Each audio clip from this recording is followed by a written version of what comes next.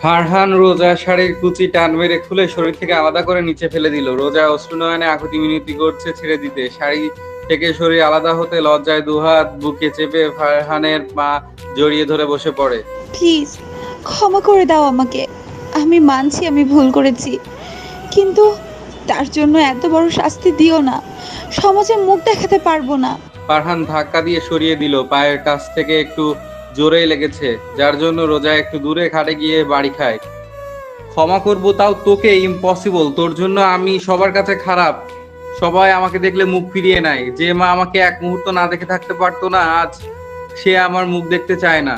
তোর জন্য ভার্সিটি থেকে আমাকে বের করে দিয়েছে। কি বলেছিলি? তোর লজ্জা হরণ করেছে, তাই আজও সেই মিথ্যা কথা সত্যি করে দিব। এটা বলেই ফারহান রোজাকে টেনে তুলে দাঁড় করায়। রোজার ছোটার জন্য ছটফট করছে। ফারহান সেদিকে লক্ষ্য না করে ধাক্কা দিয়ে বিছানায় ফেলে দেয়। চোখে তার প্রতিশোধের নেশা, যা দেখে রোজার গলা শুকিয়ে কাঠ হয়ে যায়। ভয়ে রোজার হাত পা কাঁপছে, নিজেকে শূন্য মনে হচ্ছে। আজ কি সত্যি সে ধর্ষিতা হয়ে যাবে? যা নিছক মজার ছলে বলেছিল, আজ তা সত্যি হতে চলেছে। চোখ দিয়ে পানি পড়েছে। ও নিজেই ও জানেই না ফারহানের সাথে এত কিছু হয়েছে সামান্য একটা কথা বলার জন্য। ও তো জাস্ট মজা করার জন্য সব বলেছিল। আর সেই মজার জন্য যে কারো এত বড় ক্ষতি হয়ে যাবে ভাবতেও পারেনি। এই এক সপ্তাহে নানু বাড়ি ছিল রোজা, তাই ভার্সিটিতে কি হয়েছে ও জানে না। আজ ভার্সিটিতে পহেলা বৈশাখীর অনুষ্ঠান ছিল, তাই শাড়ি পরে এসেছিল, কিন্তু ভার্সিটিতে যেতে পারেনি। তার আগেই কেউ ধরে নিয়ে আসে। সে আর কেউ না, ফারহান। ফারহান, আমার এত বড় সর্বনাশ করো না। আমি তোমার পায়ে পড়ছি। আমি জানতাম না আমার ছোট্ট মিথ্যে বলায় তোমার এত বড় ক্ষতি হবে। Please believe me. হাসালে? তুমি জানো না আমাকে বলবে আর আমি বিলিভ করব? তোমার মতো মেয়েদের আমার জানা আছে, সবকিছু করে এখন না জানার ভান করছো। প্লিজ বিলিভ করো। আমি রোজাকে আর কিছু বলতে না দিয়ে ফারহান ওর উপর শুয়ে পড়ে। রোজা কি করবে বুঝতে পারছে না, কি করে ফারহানকে থামাবে। ফারহান রোজার হাত নিজের হাত দিয়ে খাটে চেপে ধরার পর রোজা আহ করে উঠে একটু জোরে চেপে ধরেছে। প্লিজ। ফারহান ঠোঁটে আঙ্গুল দিয়ে থামিয়ে দেয়। রোজা ভেবেই নিয়েছে ওর সাথে আজ খারাপ কিছু হবেই। ও চোখের পানি ছেড়ে দিয়ে চোখ বন্ধ করে নিল। এখান থেকে আর বাড়ি ফিরে যাব না, নিজেকে শেষ করে দেব। নিজের দোষে আজ এই দিনটা দেখতে হচ্ছে। অনেকক্ষণ ধরে চোখ বন্ধ করে আছে রোজা, কিন্তু ফারহান কোনো টাচ এখনো শরীরে পড়েনি, বরং সরে গেছে মনে হলো। হাতও আলগা। সঙ্গে সঙ্গে চোখ মেলে তাকায় রোজা, দেখে ফারহান খাটের কিনারে মাথা নিচু করে বসে আছে। রোজা কিছু বুঝতে পারছে না ফারহান চাইছেটা কি। এভাবে আমার দিকে তাকিয়ে দেখে চলে যা, আমার সামনে থেকে, গেট আউট। রোজা অবাক হয়ে তাকিয়ে আছে। কি বলছে? চলে যেতে? আমি কি ঠিক শুনলাম? উঠে দাঁড়িয়ে গেলাম।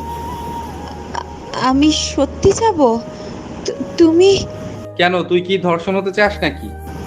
না, কিন্তু যা বলছি, এই মুহূর্তে যদি না যাস তাহলে যা করিনি তা কিন্তু করে দেবো। আমি মেয়েদের যথেষ্ট সম্মান করি, তাই তোকে ছেড়ে দিলাম, কিন্তু কোনোদিন আমার সামনে আসিস না, তাহলে আমি এই কাজটা করেই ফেলবো। তোর জন্য আমার জীবন তছনছ হয়ে গেছে। আমি তোকে জাস্ট ভয় দেখানোর জন্য এত কিছু করেছি। কি হলো, এখনো দাঁড়িয়ে আছিস কেন? যা। রোজা আর কিছু বলে না, ঝটপট শাড়ি নিয়ে বাথরুমে চলে যায়। কোনো রকম পরে দরজা খুলে বেরিয়ে যায়। বাড়িতে এসে কারোর সাথে কোনো কথা না বলে রুমে চলে যায় রোজা। এখনো ভয়ে আত্মা কাঁপছে। রোজা কি ভয়ঙ্কর কিছু ঘটতে যাচ্ছিল, কিন্তু আল্লাহ বাঁচিয়ে দিয়েছে। রাতে শুয়ে আছে খাটে। রোজা বারবার ফারহানের কথা খুব মনে পড়ছে। রোজা ওর ফ্রেন্ড আনিশাকে কল করে জেনেছে যে ফারহানকে ভার্সিটি থেকে বের করে দিয়েছে, আর সব ওর জন্য। তখন থেকেই খারাপ লাগছে। আমার এই মিথ্যা কথা বলার জন্য ফারহানের এত বড় ক্ষতি হবে জানলে কখনো বলতাম না। সাথে ফারহানের জন্য শ্রদ্ধাও আসছে। ও চাইলেই আমার সাথে অনেক কিছু করতে পারতো, কিন্তু এভাবে কিছু করেনি। ভয় দেখানোর জন্য এত কিছু করেছে, এত ভালো। আর আমার জন্য ও কিনা সবার কাছে খারাপ হলো। রোজা ভার্সিটিতে এসে সোজা স্যারের রুমে এসে নক করতেই ভেতরে ঢুকলো। স্যারকে সব বলতে হবে যে ফারহান আমার সাথে খারাপ কিছু করেনি। আমি সেদিন মিথ্যা বলেছি, যা শাস্তি দেওয়ার আমাকে দিন, আমি মাথা পেতে নেব। স্যার। আরে রোজ মাঝে এতদিন, কতদিন পর এলে। আমি জানি তো ওই রাস্কিলের জন্য তুমি ভার্সিটিতে আসোনি। ওকে আমি ভার্সিটি থেকে বের করে দিয়েছি। এখন তো আর সমস্যা নেই মামনি। তোমার আব্বুকে কে কিছু বলেছে এসব? না।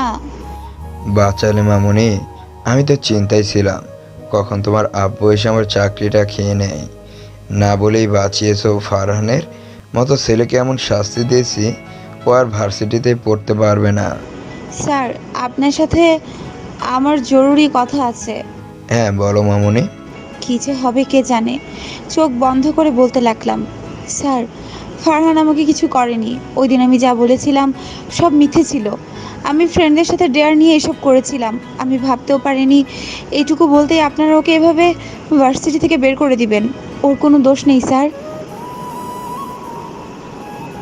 চোখ খুলেই স্যারের দিকে তাকাতেই স্যার জোরে চিৎকার করে দাঁড়িয়ে গেলেন।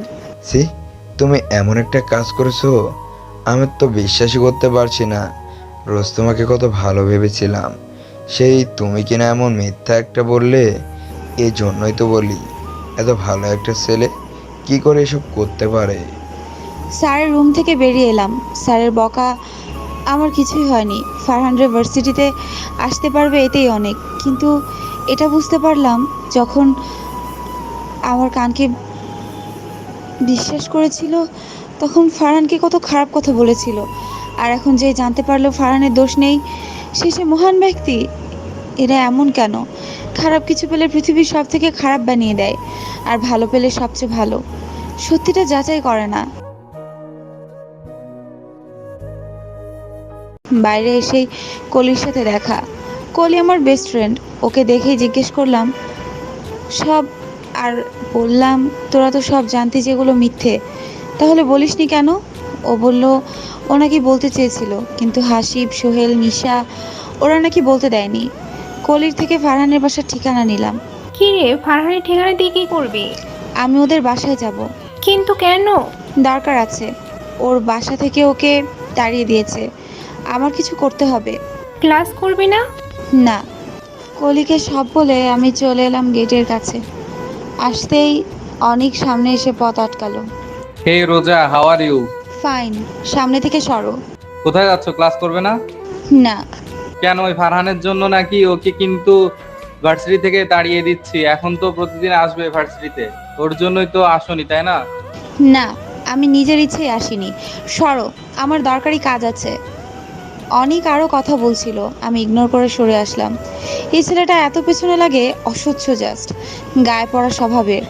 কলির দেওয়া ঠিকানায় গাড়ি নিয়ে এলাম। আজ ড্রাইভারকে ইচ্ছে করে আনিনি যাতে একা যেতে পারি, কিন্তু এটা তো বস্তি, এত ছোট গলিতে গাড়ি যাচ্ছে না। জানালা দিয়ে বাইরে তাকালাম। অসংখ্য ময়লার মধ্যে বাচ্চারা দৌড়ে চলেছে। কেউ রান্না করছে খোলামেলায়, ময়লা খাবার কেউ খাচ্ছে, খোলামেলায় গোসল করছে। সব দেখে আমি গাড়ি থেকে কি করব সেটাই ভাবছি। এখানে ফারহানের বাসা, কোনটা কি করে বুঝবো? হঠাৎ কিছু বাচ্চা ছেলে মেয়ে দৌড়ে এলো গাড়ির কাছে, ভিড় করে দাঁড়ালো। কি ঝামেলায় পড়লাম। গাড়ি থেকে নামতেই একটা মেয়ে এসে দাঁড়ালো। মোটামুটি সুন্দর মেয়েটা, গায়ে সাদা নীল মিক্স করা কামিজ পরা। অন্য সবার থেকে একটু সভ্য বোঝা যাচ্ছে। আমার কাছে এসে জিজ্ঞেস করলো আমি এখানে কেন এসেছি, কাকে খুঁজছি। আমি মেয়েটার কাছে ফারহানের বাসার কথা বললাম। মেয়েটা বলল চেনে আমাকে, নিয়ে যাবে। আমার খুশি দেখে মেয়েটার সাথে যেতে লাগলাম। এর মাঝে নামটাও জেনে নিয়েছি। মেয়েটার নাম তুলি। চিকন গলির ভেতর দিয়ে যাচ্ছি, নাক আমার বন্ধ হয়ে আসছে। কি গন্ধ এখানে, কিভাবে থাকে এরা? নাক ধরে হাঁটছি। কিছুক্ষণ যাওয়ার পর একটা ছোট ঘরের সামনে এসে থামলাম। একটা ছোট ঘর, রুমে একটা খাট আর একটা টেবিল আছে। সেখানে কয়েকটা জিনিস, আর খাটে শুয়ে আছে একটা মাঝবয়সী মহিলা। তুলি মেয়েটা বলল এটা ফারহানের মা। চাচি, দেখো ফারহানের ফ্রেন্ড এসেছে। কথাটা বলতে মহিলাটি তার দুর্বল শরীর নিয়ে উঠে বসলো, আর দিকে অবাক হয়ে তাকিয়ে আছে। ফারহানের মা সামনে মেয়েটির দিকে তাকালো। কি এই মেয়ে? কখনো তো ফারহান মেয়ে বন্ধুর কথা বলেনি। মেয়েটিকে তো ধনী ঘরে মনে হচ্ছে। কেমন ছোট ড্রেস পরে এসেছে, হাঁটুর উপরে জামা পরে আছে। আমি ফারহানের আম্মুকে হা করে তাকিয়ে থাকতে দেখে নিজের দিকে তাকালাম। ইস, এরা নিশ্চিত এমন ড্রেস পছন্দ করে না। আমি ছোট একটা টপস পরে এসেছি। এমন করে তাকিয়ে থাকায় অস্বস্তি ফিল হচ্ছে। নিজের জামা টানতে লাগলাম। তুলি মেয়েটা চলে গেল, আর আমি আরেকটু এগিয়ে এসে তার পাশে বসতে চেয়েও বসলাম না। আন্টি, আমি আপনাকে একটা জরুরি কথা বলতে এসেছি। আপনি হয়তো কথাটা শোনার পর আমাকে অনেক খারাপ মেয়ে ভাববেন, কিন্তু আমি তাও কিছু মনে করব না, কারণ আমি ভুল করেছি, আর আমার জন্য ফারহানের এত ক্ষতি হলো। তোমার কথা আমি বুঝতে পারছি না মা। আন্টি, আমি রোজা। নামটা শুনে আন্টি অপরাধীর মতো তাকালো আমার দিকে। আমি জানি এটা কেন। আমি সব খুলে বললাম। সে সব শুনে কান্না করতে লাগলো। ছেলেকে যে খুব ভালোবাসে তার প্রমাণ। অনেক খারাপ ব্যবহার করেছে সেটা বলল। আমি অপরাধ করেছি জেনে সে আমাকে কিছুই বলল না, উল্টো খেতে দিতে চাইলো। আমি অনেক বলে চলে এলাম। বাইরে এসে এই ফারহানের সাথে দেখা হলো। কেমন অবস্থা হয়েছে তাকানো যাচ্ছে না, খুব মায়া হচ্ছে। আমাকে দেখে অবাক হয়ে রেগে দৌড়ে আমার হাত শক্ত করে ধরে বলল, কি হয়েছে ফারহান? আমার হাত ছাড়ো, আমি ব্যথা পাচ্ছি। ফারহান শক্ত করে আমার হাত মুঠো করে ধরেছে। আমি সত্যি ব্যথা পাচ্ছি। ফারহানের চোখ লাল টকটকে হয়ে আছে, যেন চোখ দিয়ে বর্ষ করে দিবে আমাকে। চেঁচিয়ে আমাকে বলল, তুই এখানে কি করছিস? আমি এখানে। আর কিছু বলতে পারলাম না। তুলি নামের মেয়েটা দৌড়ে এলো আর বলল, এ কি, তুমি ওকে এভাবে ধরে চেঁচামেচি করছো কেন? বন্ধুর সাথে কেউ এমন আচরণ করে? কি বলছিস? কে আমার বন্ধু? কেন, এই মেয়েটা তোমার বন্ধু না? না, এই মেয়ে আমার শত্রু। একে জানিস? রোজা, যার জন্য আমার জীবন নষ্ট হয়ে গেছে, তাকে আমার বন্ধু ভাবছিস? কি বলছো? এই সে কাল নাগিনি যে তোমার ভার্সিটির সবার সামনে বলেছে যে তুমি ওর লজ্জা হরণ করেছো ক্লাসের দরজা বন্ধ করে, যার জন্য তোমাকে ভার্সিটি থেকে তাড়িয়ে দিয়েছে। আর আমাকে কিনা মিথ্যে কথা বলে যে তোমার ফ্রেন্ড হয়, তাই তো চাচির কাছে নিয়ে গিয়েছিলাম। মেয়েটা বাজেভাবে নানা কথা বলেই যাচ্ছে। আমি নাকি আর মিথ্যে কথা বলার জন্য এসেছি। এসব বলছে ফারহান। ফারহানের চোখে নিজের জন্য শুধু ঘৃণা দেখতে পাচ্ছি। কেন জানি খুব খারাপ লাগছে, চোখ দিয়ে পানি পড়ছে। আমি তো সবাইকে সত্যিটা বলে এসেছি, আর ফারহান আমাকে ভুল বুঝছে। আমার কোনো কথা না শুনে টেনে আবার বাড়িতে নিয়ে আসে আর চেঁচিয়ে ওমা ওমা করে ডাকতে লাগলো। ফারহানের মাও বেরিয়ে আসে আস্তে আস্তে, আর এসে আমার সাথে ফারহানকে দেখে বেশ অবাক হয়। ফারহান একের পর এক বাজে কথা আমার নামে বলে চলেছে। আন্টি রেগে তাকিয়ে আছে, আমি মাথা নিচু করে চোখের পানি ফেলছি। হঠাৎ ঠাস করে শব্দে চোখ উপরে তুলে তাকালাম আর থমকে গেলাম। আন্টি ফারহানকে চড় মেরেছে। ফারহান এক হাতে গালে রেখে আছে, আর আরেক হাত এখন ও আমার বাম হাত শক্ত করে ধরে আছে। আন্টি হাত ছাড়িয়ে নিল। তোকে দেখে অবাক হচ্ছে ফারহান, তুই একটা মেয়ের সাথে এমন বাজে বিহেভ করতে পারিস? এভাবে টেনে নিয়ে এসে জানা তাই বলছিস? তুই জানিস ও কেন এসেছিল? জানিস না? না জেনে কি করে নিজের ইচ্ছে মতো বলতে পারলি? ও তোর সাথে যা করেছে সব আমার কাছে এসে স্বীকার করেছে। বলেছে তুই ওর সাথে কিছু করিসনি, ও যা বলেছে সব মিথ্যে। তোর স্যার ফোন দিয়ে তোকে আবার ভার্সিটিতে যেতে বলেছে। রোজা ভার্সিটিতেও সব স্বীকার করেছে, ও নিজের ভুল বুঝতে পেরেছে। তার জন্য সবার কাছে ক্ষমা চেয়েছে, আমি ক্ষমাও করে দিয়েছি। কিন্তু তুই একটা ছেলে হয়ে ওর সাথে এখন এমন ব্যবহার কি করে করতে পারিস? আমি কি তোকে এই শিক্ষা দিয়েছি?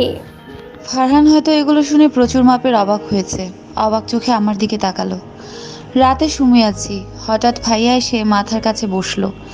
আমি উঠে বসতে গেলে দিল না বসতে। মাথায় হাত বুলিয়ে দিতে লাগলো আর নানা কথা বলে ঘুম পাড়িয়ে দিতে লাগলো। এটা ভাইয়া আর আব্বুর কাজ। এখন ভাইয়া আমি ঘুমের ভান করে থাকবো, তারপর আব্বু আসবে। তাই হলো। ভাইয়া ভেবেছে আমি ঘুমিয়ে পড়েছি, তাই চলে গেছে। এখন আব্বু এসে একই কাজ করে চলে যাওয়ার আগে কপালে চুমু দিল। আমি দুজনের আদর খেয়ে চোখ মেললাম। সবার এত ভালোবাসা পেয়েও আজ ঘুম পাচ্ছে না। যদি জানতো ঘুম না আসা পর্যন্ত নড়তো না, তাই তো ভান করেছি ঘুমের। আমার নাম রোজা চৌধুরী।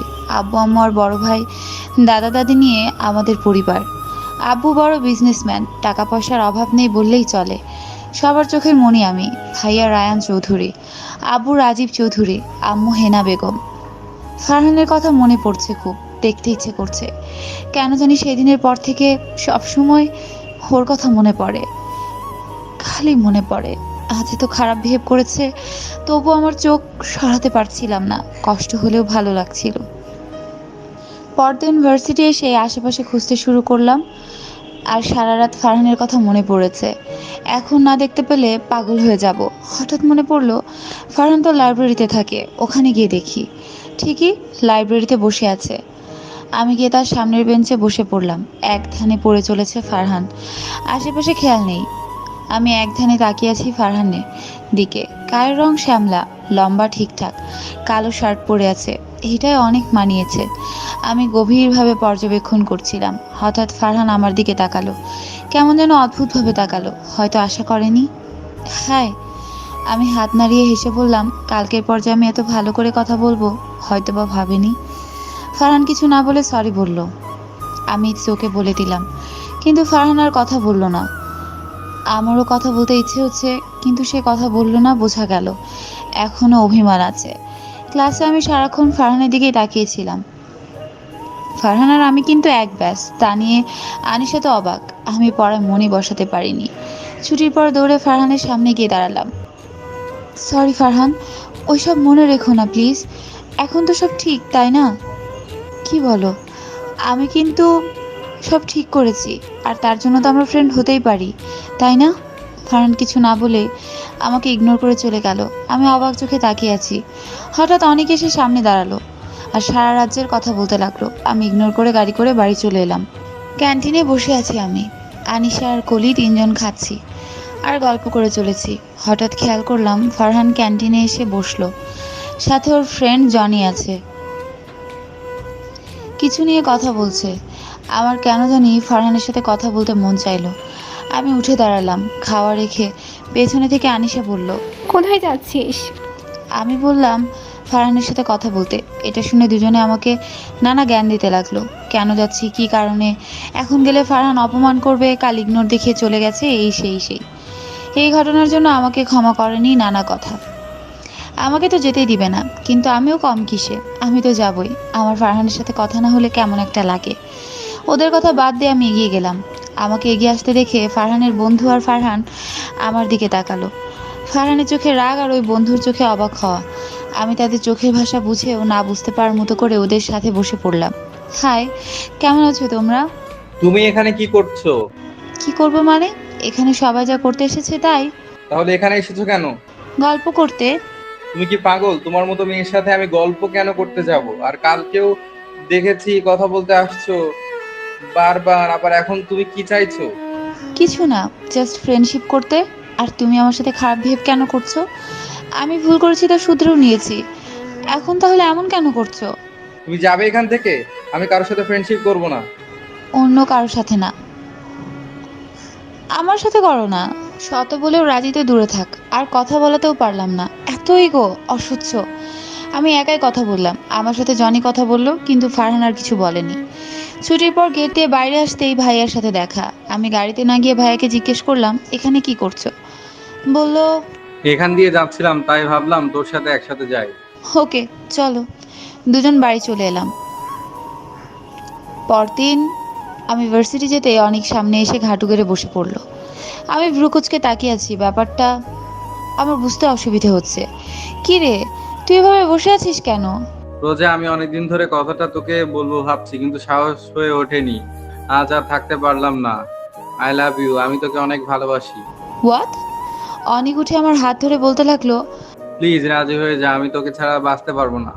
আমি হাত ছাড়তে বলছি, কিন্তু ও শুনছে না। এমন বাজেভাবে কেউ কখনো আমার সাথে করেনি। হঠাৎ ও এমন কেন করছে বুঝতে অসুবিধে হচ্ছে আমার। উপায় না পেয়ে ধাক্কা দিয়ে সরিয়ে ওর গালে চড় বসিয়ে দিলাম। তুমি আমায় মারলে? নেক্সট টাইম এমন করলে আমি ভাইয়াকে বলে দিব। আর তুমি হয়তো জানো, আমার ভাইয়া জানলে তোমার কি অবস্থা করবে। বলেই চলে আসলাম। অনেকের চোখে স্পষ্ট রাগ ফুটে উঠেছে। ও যে এইভাবে প্রপোজ করে বসবে, আমার ধারণার বাইরে ছিল ব্যাপারটা। আজ শুক্রবার, ভার্সিটি অফ, তাই কলিকে ফোন করে আসতে বললাম। বিকেলে শপিংয়ে যাব। 4টার দিকে বেরিয়ে পড়লাম। শপিং করে বের হয়ে গাড়িতে উঠতে যাব, হঠাৎ খেয়াল করলাম একটা মহিলা রাস্তায় পড়ে আছে। দূর থেকে মুখ দেখা যাচ্ছে না। আমি আর কলি এগিয়ে গেলাম। সে তো ফারহানের আম্মু। দুজন ধরে গাড়িতে এনে মুখে পানির ছিটা দিতে লাগলাম। আমি ভয়ে জড়সড় হয়ে আছি। কি হয়েছে ওনার? এখানেই বা কি করছিল? কলি বলে উঠলো, উনি চোখ মেলে তাকিয়েছে। আমি ওনার দিকে তাকালাম। আমাকে দেখে উনিও অবাক হয়ে তাকিয়ে আছে। আমি জিজ্ঞেস করলাম, এখানেও কেন এসেছেন? বলল ওষুধ নিতে। আমি বললাম, ফারহানকে বলেননি কেন? বলল না কিছু। উনি কি এখনও রেগে আছে ফারহানের প্রতি? ওনার ওষুধ হাতে নিয়ে দেখলাম নষ্ট হয়ে গেছে। আমি আবার নেমে গিয়ে আসলাম, কিন্তু আমার মুখটা গম্ভীর করে রেখেছি। এবার কষ্ট লাগছে। এত বড় অসুখ হয়েছে। আন্টি, ওষুধ খেলে তো কিছু হবে না। ডাক্তার বলল আপনার অপারেশন করাতে হবে। ফারহান আপনার অপারেশন করাচ্ছে না কেন? আচমকা আমার হাত ধরে আকুতি মিনতি করে বলতে লাগলো, ফারহান কিছু জানে না, মা ওকে কিছু বলেনি। তুমি আবার বলে দিও না, ছেলেটা তাহলে পাগল হয়ে যাবে। এত টাকা কোথায় পাবে ও? তাই তো বলিনি। আমি অবাক হয়ে ওনার মুখের দিকে তাকিয়ে আছি। কলি আর আমি ওনাকে দিয়ে যেতে আসলাম, কিন্তু কলি নামলো না নোংরা দেখে। আমি ওনার হাত ধরে বাড়ি পর্যন্ত এগিয়ে দিয়ে গেলাম। চলে যাব তখনই ফারহান এলো বাড়ি। আর কোথায় গিয়েছিল, কেন কি হয়েছে প্রশ্ন করতে লাগলো। আমি আছি খেয়াল করেনি, আমাকে দেখে শুরু হয়ে গেল আরও কথা। আমি যাও চলে আসতে চেয়েছিলাম, এবার চেয়ারই পেতে বসলাম বকা শোনার জন্য। এতে ফারহান আরও অবাক হয়ে গেল, কিছু না বলে রেগে চলে গেল। তুমি এখানে বসলে কেন? বকা শুনতে কি তোমার ভালো লাগছে? যাও, বেরিয়ে যাও বাড়ি থেকে। যাব না, তুমি বকো, আমার শুনতে ভালোই লাগছে। কি ভালো লাগছে? আর তুমি আমার বাড়িতে কি করছো আবার? বেড়াতে এসেছি, তাই না আন্টি? এবার আন্টি মুখ খুললো আর ফারহানকে বকতে লাগলো আমাকে এভাবে বলার জন্য। আমি আন্টিকে থামিয়ে বাই বলে ফারহানের দিকে তাকিয়ে চোখ টিপ দিয়ে চলে আসলাম। বেচার মুখটা দেখার মতো হয়েছে। ও হয়তো এগুলো হজম করতে পারছে না। এত বকা দেওয়ার পরও আমি এত ভালোভাবে কথা বলছি, মানতে পারছে না। আমি চোখ টিপ দিয়েছি, এটাতে তো ফারহানের মুখ হা হয়ে গেছে। কিছু বলতো আমি দৌড়ে চলে এসেছি। ফারহানের ভীতু মুখটা এভাবেই দেখে হেসেই চলেছি। পাশে থেকে কলি জিজ্ঞেস করে যাচ্ছে, এত হাসছি কেন? আমি কলিকে সব বললাম। ও রেগে গেল। তুই বলিসনি আমরা কেন এসেছি? না, আন্টি এসব বলতে না করেছে। তবুও ফারহানের এমন করা উচিত হয়নি, ও ইদানিং বেশি করছে। আমরা তো সাহায্য করতে এসেছি, এত খারাপ ব্যবহার করলো আর তুই কিছু না বলে চলে এলি। কি বলবো, ও তো আমাকে খারাপ ভাবে। কেন খারাপ ভাবে? তুই তো সব স্বীকার করেছিস, তবু এমন কেন করছে? বাদ দে তো। কলি আরো অনেক কিছু বললে, কিন্তু আমার কিছু মনে হচ্ছে না কেন। ফারহান সবসময় আমাকে অপমান করে, তাতেও আমার খারাপ লাগে না, ভালো লাগে। মন চায় সবসময় ফারহানের সাথে থাকি, কথা বলি, দেখতে মন চায়, কেন জানি না। দুদিন পর ভার্সিটিতে বসে আছে কলি আর আনিশা আর আমি। সবাই অবাক হয়ে আমার দিকে তাকিয়েছে, আর আমি মুখে হাসি নিয়ে বসে ভাবছি কি করে ফারহানকে নিজের মনের কথা বলবো। রোজা, তুই শেষে ওই ফারহানকে ভালোবেসে ফেললি? সত্যি আমার অনেক অবাক লাগছে। শেষে কিনা ফারহানকে, কত ছেলে না তোর জন্য পাগল, আর তুই সবাইকে বাদ দিয়ে। সবাই ফারহান না, ওকে? তবু ফারহান আর তোকে কি যায়? কোথায় তুই আর কোথায় ফারহান? গরিব, কেমন কম দামে ড্রেস পরে আসে। স্টপ দিস আনিশা, তুই হয়তো ভুলে যাচ্ছিস ফারহানকে আমি ভালোবাসি, তাই আমার সামনে ওকে নিয়ে বাজে কথা আমি সহ্য করব না বলেই চলে এলাম।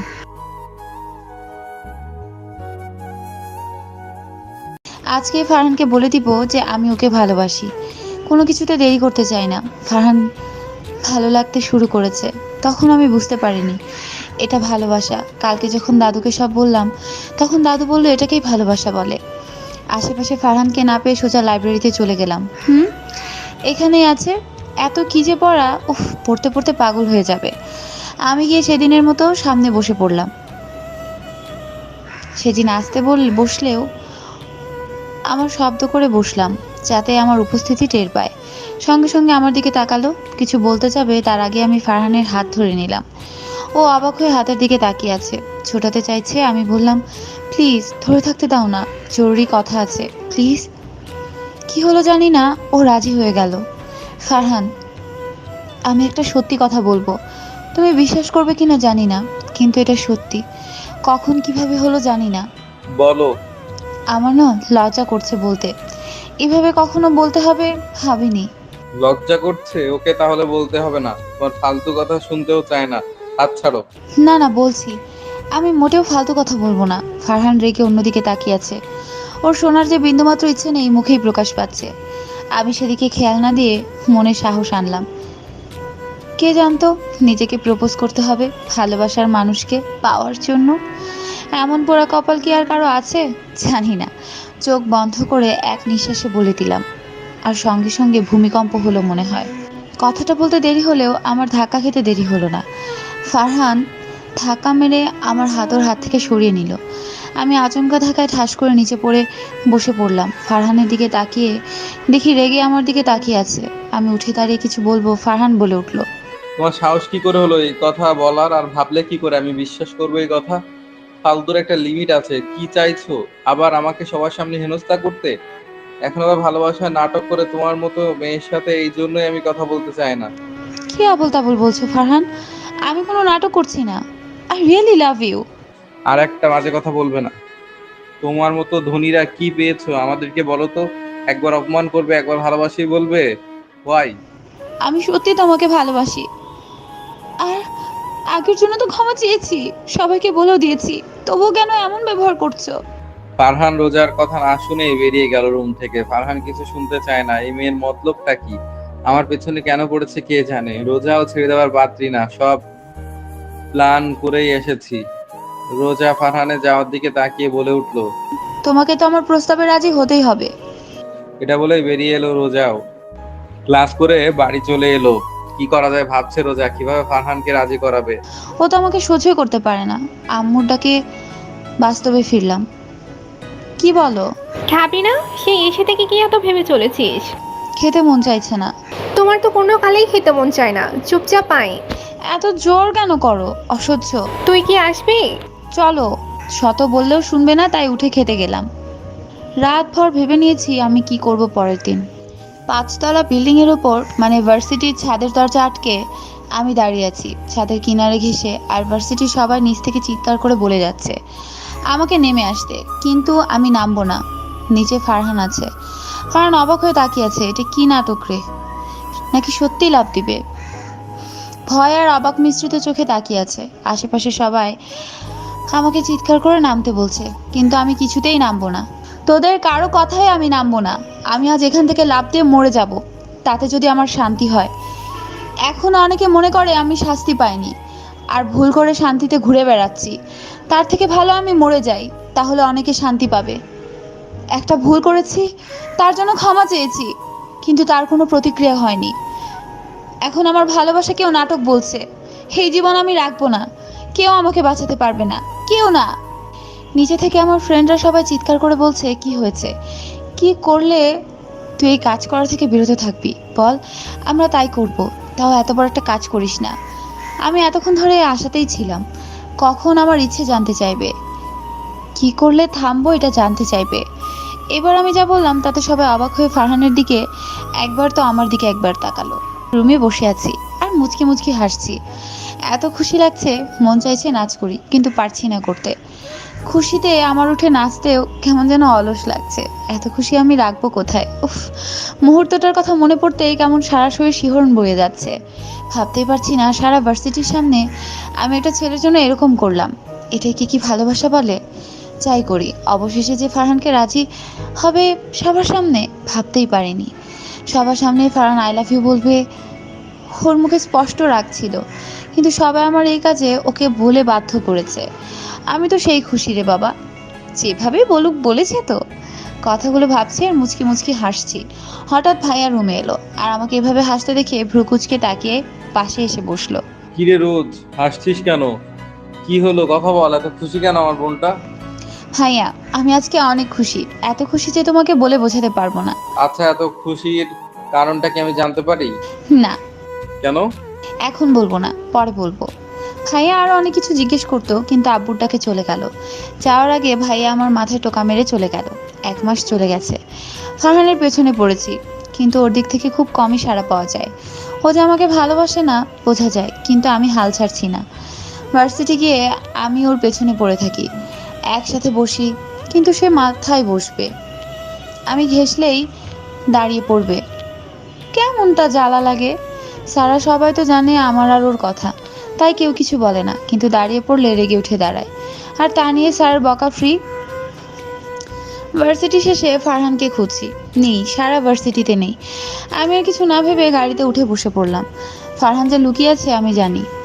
আমিও আজ কিছু বলবো না, কারণ আজ সোজা ওর বাড়ি চলে যাব। যা ভাবা তাই করলাম, কিন্তু এখানে এসে দেখি আমি ভয় পেয়ে গেলাম। আন্টি খাটের নিচে পড়ে গেছে, উঠতে চাইছে, পারছে না। আমি দৌড়ে তার পাশে গিয়ে বসে পড়লাম। আন্টি, তোমার কি হয়েছে? আন্টিকে ধরে উঠিয়ে খাটে বসালাম।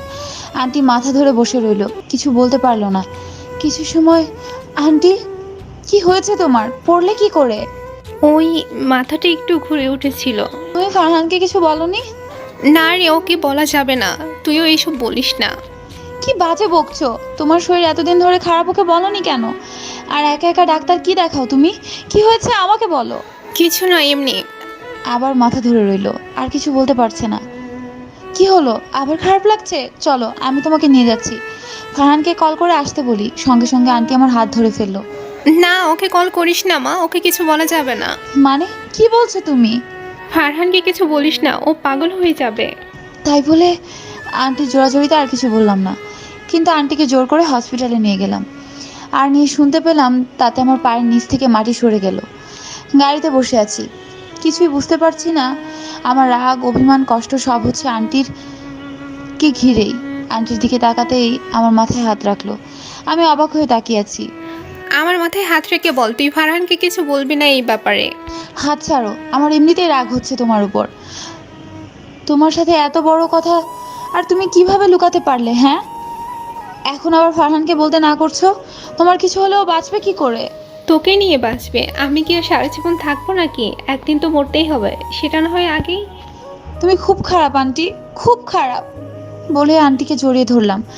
এত কষ্ট হচ্ছে বলে বোঝাতে পারবো না।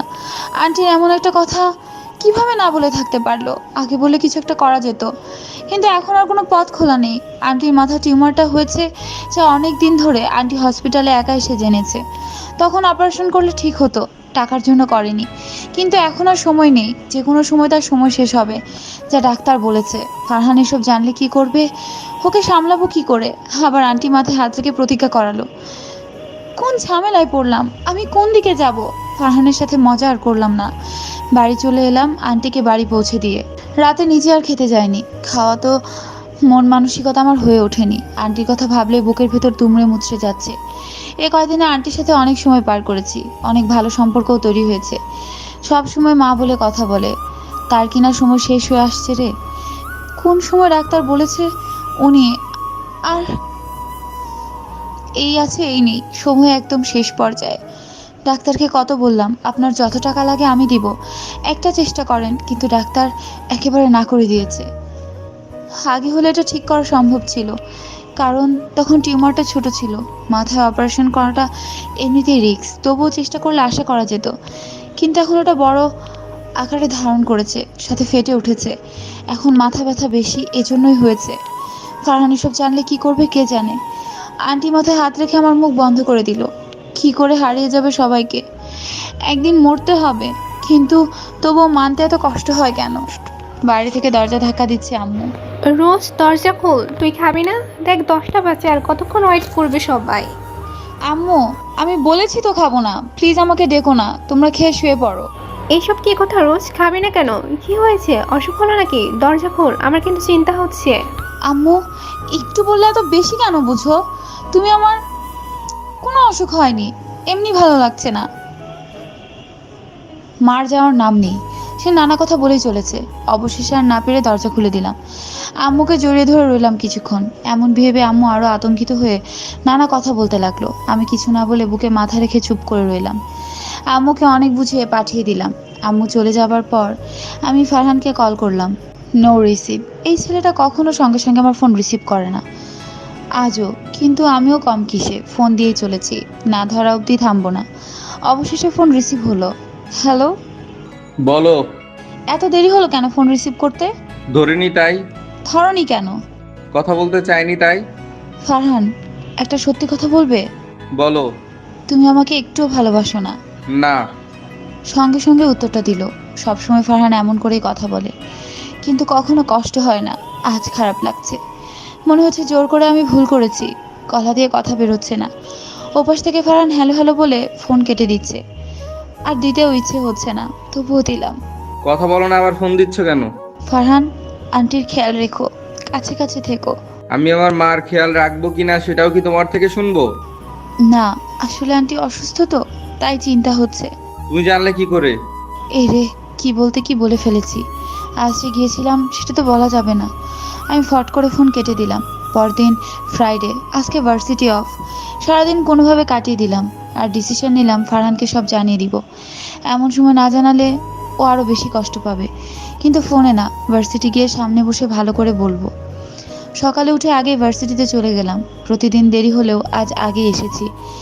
এ পর্যন্ত সব না জানাতে পারি, কিন্তু এখন না জানালে আমি শান্তি পাবো না। আন্টি যাই বলুক, আমার জানিয়ে দেয় ঠিক হবে, কারণ মায়ের সম্পর্কে ফারহানের সব জানাটা উচিত। তাহলে আন্টি অনেক সেবা করতে পারবে, পরে নিজেকে সান্ত্বনা দিতে পারবে। কিন্তু এটা পরে জানলে অনেক কষ্ট পাবে। সারা ভার্সিটি খুঁজে পেলাম না, বসে আছি, ও আসছে না। আমি অনেক আগে এসে পড়েছি। ভার্সিটি এখনো ফাঁকা, আস্তে আস্তে সবাই আসছে, কিন্তু ফারহানের দেখা নেই। আর না পেরে ফোন লাগালাম, কিন্তু বরাবরের মতো ওই রিসিভ হচ্ছে না। একের পর এক দিয়েই চলেছি। বিরক্ত হয়ে ফোন রেখে দিলাম, কিন্তু রিসিভ হলো না।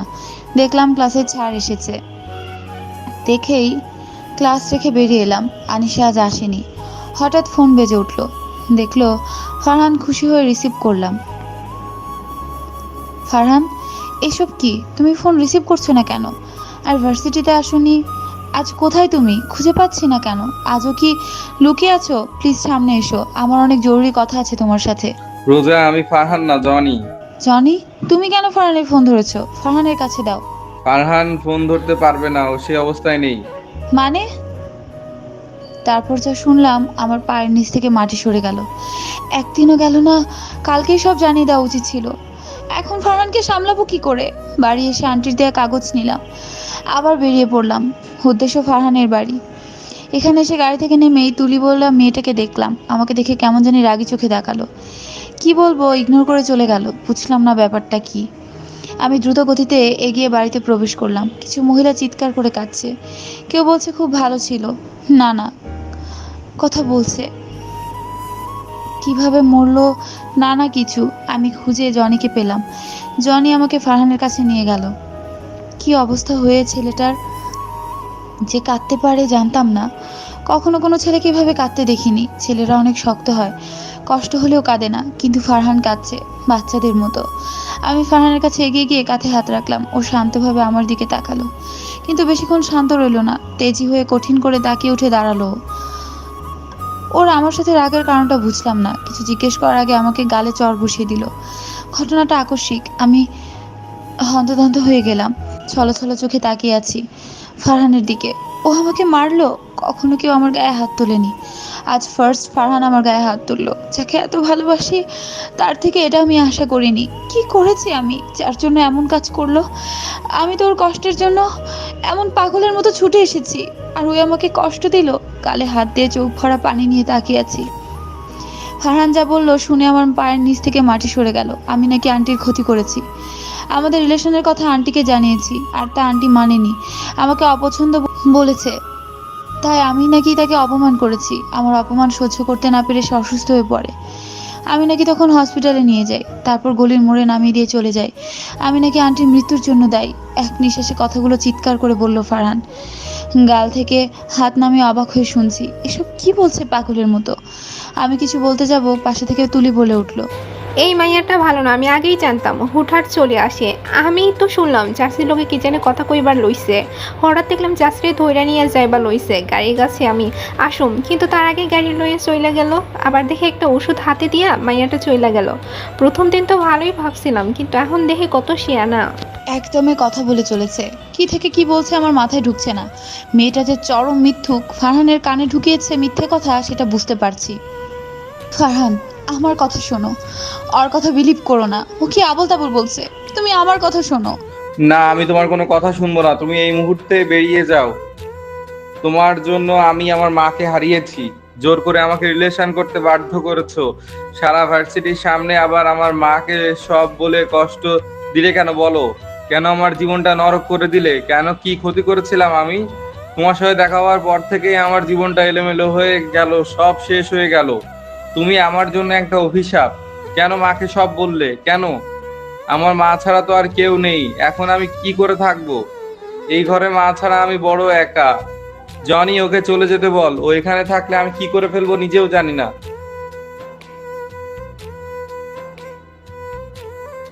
ফারহান আমার কথা না শুনে এত অপমান করলো, খুব কষ্ট পেলাম। যেখানে আমার দোষী নেই তার জন্য শাস্তি পাচ্ছি। না, আর কখনো ফারহানের কাছে আসবো না। ও কি বললো, আমি ওর জন্য অভিশাপ? না, এই অভিশাপ হয়ে আমি আর আসতে চাই না। ও একটুও ভালোবাসে না, একটুও না। যেখানে ভালোবাসা নেই সেখানে আমি কি করে থাকি? আর জোর করব না, কখনো জোর করব না। নিজে থেকে না আসলে আমিও আর আসবো না। হাতের পিঠে চোখের পানি মুছে নিলাম। তারপর ব্যাগ থেকে চিঠি বের করলাম, যা কালকে আন্টি আমাকে দিয়েছিল। আমি এগিয়ে ফারহানের কাছে যেতে নিলে ফারহান হাত উঠিয়ে থামিয়ে দেয়, যেতে মানা করে। আমি আর এগিয়ে যাই না, সাহস হয় না। এই কয়দিন আমি একটু জায়গা করতে পারিনি ফারহানের মনে। এটা ভেবে আরো কষ্ট লাগছে, মরে যেতে ইচ্ছে করছে। আন্টি, তুমি এভাবে চলে গেলে কেন? আমি যে ফারহানকে হারিয়ে ফেললাম একেবারে। চিঠিটা জনির হাতে দিয়ে দৌড়ে বাইরে চলে এলাম। আন্টির কাছে গেলাম, অনেক মহিলা বসে আছে। আমি কাছে গেলাম না, দূর থেকে দেখলাম সাদা কাপড়ে মুড়িয়ে রাখা হয়েছে। আর দাঁড়ালাম না, চলে এলাম। আন্টির জন্য ফারহানের কাছে এত অপমানিত হলাম। আমি এতটা ব্যর্থ, একটুও জায়গা করতে পারিনি, উল্টো ঘৃণার প্রার্থী হলাম। 3 দিন পর, এই 3 দিন ফারহানের সাথে যোগাযোগ করিনি। অনেক কষ্ট পেয়েছি, কিন্তু কথা না বলে থাকতে পারছি না। সব রাগ ভুলে যেতে ইচ্ছে হচ্ছে। ও কেমন আছে কে জানে, মাকে হারিয়ে বেচারা তো কষ্ট পেয়েছে অনেক। আমি সেটা ভেবে ওকে একা ছেড়ে দিয়ে ভুল করেছি। আন্টি বলেছিল সবসময় ওর পাশে থাকতে, আর আমি কিনা এভাবে চলে এলাম। ওই তুলি মেয়েটাই তো এসব করেছে, ওকে তো আমি ছাড়বো না। মিথ্যে বলা, তাই না? ভার্সিটিতেও যাইনি 3 দিন। রাগ ভুলে আবার ফারহানের কাছে যাওয়ার সিদ্ধান্ত নিলাম। ভার্সিটিতে যাওয়ার কথা বলে ফারহানের বাড়ি যাওয়ার জন্য বেরিয়ে পড়লাম। গলির মোড়ে এসে গাড়ি থেকে নামতেই তুলি বলে মেয়েটাকে দেখলাম। আমি ডাক দিব তার আগেই দৌড়ে চলে গেল। এমন বিহেভ দেখে আমি অবাক হয়ে তাকিয়ে আছি তুলির যাওয়ার দিকে। ওকে পরে দেখে নিব, আগে ফারহানের সাথে কথা বলে আসি। এগোতে লাগলাম। আজও কি ফারহান অপমান করবে, নাকি আমাকে বোঝার চেষ্টা করবে? বাসায় ঢুকেই জনির সাথে দেখা হলো। জনি আমাকে দেখে দৌড়ে এলো। আমার অপেক্ষায় ছিল এমন তার হাবভাব।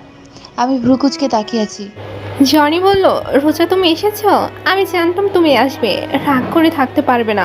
ফারহান এমন সময় তোমাকে ওর সবচেয়ে বেশি প্রয়োজন, কিন্তু সেই তুমি এলে না এতদিন। ওর জন্য ফারহানই দায়ী, কিন্তু ফারহান ওর ভুল বুঝতে পেরেছে। তুমি রাগ করে থেকো না প্লিজ। মাকে হারিয়েও বোঝার ক্ষমতা হারিয়ে ফেলেছিল। তখন তুলি ওইসব বলল তোমার নামে, খুব সহজেও বিশ্বাস করে নিয়েছিল। আর যার জন্য এতদিন কথা শুনিয়েছে, পরে কষ্ট পেয়েছে। কারণ ও মুখে স্বীকার না করলেও ও তোমাকে ভালোবাসে, কিন্তু তোমাকে জানতে দিতে চায় না, তাই ইগনোর করতো। ও ভাবতো তোমার যোগ্য না, তুমি এত ধনী ঘরের মেয়ে, পরে যদি আর ওকে ভালো না বাসো, তাই নিজে থেকেই তোমাকে অবহেলা করতো। কিন্তু তুমি ওই দিন আর জোর না করাই, আর কোনো যোগাযোগ না করায় ছেলেটা কত কেঁদেছে জানো? একে তো মানি, তুই কষ্ট কি অবস্থা হয়েছে, খায় না ঘুমায় না, সারাদিন নিজেকে দোষারোপ করে। চিঠিটা পড়ে আরও ভেঙে পড়েছে, যাতে জানতে পেরেছে আন্টির মৃত্যুর জন্য তোমার কোনো হাত নেই। তখন থেকে আরও কষ্ট পাচ্ছে, পাগলামো করছে। সব শুনে অবাক হয়ে আছি। আর কিছু না, ফারহান আমাকে ভালোবাসে শুনেই আমার মনটা নেচে উঠল। আর কিছু না শুনে ভেতরে এলাম। ফারহান বসে আছে, আমাকে দেখে বড় বড় চোখ করে তাকিয়ে আছে। আমি এসেছি এটা বিলিভ করতে পারছে না। কি অবস্থা হয়েছে ছেলেটার, আমি কেন এত রাগ করলাম? আর আমি যদি নাক যেতাম তাহলে হয়তো ওর কষ্ট কম হতো। আমি আরও এগিয়ে যাওয়ার চেষ্টা করলাম, তার আগেই ফারহান এগিয়ে এলো আর আমার হাত ধরে একটা কথাই বলল। আমার খুশি আর দেখে কে, ফারহান নিজের ভুল স্বীকার করেছে, আমাকে ভালোবাসে। তখন থেকে খুশিতে কি করব ভাবার বাইরে। ফারহান যে কখনোই কথা বলবে কল্পনাও আমি করিনি। ফারহানকে আর কখনো পাবো না, ওকে ভুলতে হবে। কিন্তু আল্লাহর অশেষ মেহেরবানি আমার কাছে ফারহানকে দিয়েছেন ফিরিয়ে। ফারহান আমাকে ভালোবাসি বলেছে। 1 সপ্তাহ হলো ফারহান ভার্সিটিতে আসে না, ফোন দিলে ধরে না, বেশি আমি ডিস্টার্ব কম করি। এখন সবেমাত্র মাকে হারিয়ে কষ্টে আছে, তাই হয়তো। কিন্তু আর 3 দিন পর এক্সাম, এখন তো ফারহানের ভার্সিটি আসতেই হবে, কষ্ট তো হবে। তাই ভার্সিটি না এসে লেখাপড়ায় ক্ষতি কেন করবে? রাতে ফোনে ফারহানকে অনেক বার বোঝাতে চেয়েছি, মানে বলতে চেয়েছি, কিন্তু ফারহান ভার্সিটির ব্যাপারে কিছু বললই না, ফোনটা রেখে দিল। তাই আর ফোনে না, সরাসরি ওর বাড়ি চলে যাব। ভার্সিটির জন্য তৈরি হয়ে বেরিয়ে পড়লাম। গাড়িতে উঠে স্টার্ট দেবো, ভাইয়া এসে গাড়িতে বসলো। আমি স্টার্ট দেওয়া বাদ দিয়ে অবাক হয়ে তাকালাম। কিরে এভাবে তাকিয়ে আছিস কেন? তাড়াতাড়ি ছাড়, আমার অফিসে লেট হয়ে যাচ্ছে। মানে কি, তোর লেট হচ্ছে, তুই ওখানে উঠেছিস কেন? তোর গাড়ি নেই? সেটা খারাপ হয়েছে, কাল অফিসে থেকে আসতে খারাপ হয়ে গেছে। আমি তো অটো করে বাড়ি এসেছি, ঠিক হয়নি। আজ তোর সাথেই যেতে হবে, অফিসের রাস্তা দিয়ে তো তোর ভার্সিটি পড়ে। তাই তোকে আমি রেখে আমি গাড়ি নিয়ে চলে যাব, তারপর ড্রাইভারকে পাঠিয়ে দেব, গাড়ি নিয়ে আসবে। আমার কপালে ভাঁজ পড়লো। কোন জ্বালা, আজকেই ভাইয়ের গাড়ি নষ্ট হতে হলো। আমি তো ভার্সিটি যাব না, এটা তো আর ভাইয়াকে বলা যাবে না। এখন ভার্সিটি গেলে অনেক সময় লস হয়ে যাবে। কি করি এখন? হঠাৎ বুদ্ধি এলো আমার মাথায়। আচ্ছা ভাইয়া, তুমি আমার গাড়ি নিয়ে চলে যাও। চলে যাবো মানে? তুই যাবি না? না। না মানে কি, তোর না পরীক্ষা চলে এসেছে, এখন অফ দেওয়া ঠিক না। চুপচাপ চল, আমি সাথে গেলে সমস্যা কি? সমস্যা তো না ভাইয়া, আমি বলতে চাইছি তুমি চলে যাও। আমার জন্য কেন দেরি করবে? ভার্সিটি থামবে, আর আমি তো জোরে চালাই না। আমি বরং আজ লোকালেই চলে যাই।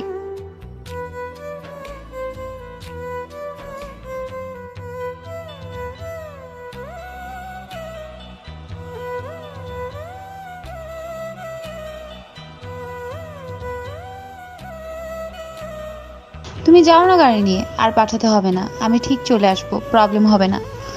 ভাইয়া কিছুতেই আমাকে রেখে যাবে না। আমি কোনোভাবে আমার সাথে পেরে না উঠে ভাইয়া চলে গেল গাড়ি নিয়ে, আর আমি চলে আসলাম গাড়ি খুঁজতে। দাঁড়িয়ে আছি তো আছি, কোনো গাড়ি কি পাওয়া যায়? এভাবে অন্যরা চলে কিভাবে? কোনোভাবেই গাড়ি পেলাম না। আগে যেতে চাইলেই এই অবস্থা হয়। ভেতরে চলে এলাম। আম্মু আমাকে দেখে অবাক হয়ে জিজ্ঞেস করলো, কি হয়েছে? সব বললাম। সব শুনে আম্মু আমাকেই বকলো, যায়নি কেন ভাইয়ের সাথে? আম্মুকে চুপ করে জিজ্ঞেস করলাম, এখন যাব কি করে, সেই সাজেশন দাও। আম্মু ভেবে বলল, এই স্কুটি নিয়ে যা। হঠাৎ স্কুটির কথা বলাতে আমি লাফিয়ে উঠলাম। আমার তো মনেই ছিল না আব্বু একবার জন্মদিনে গাড়ি দিয়েছে, তাই আর স্কুটির কথা মনেই নেই। 6 মাসের মতো হয়ে গেছে ওটা ধরিনি। আম্মুকে জড়িয়ে ধরে চুমু খেয়ে বেরিয়ে গেলাম।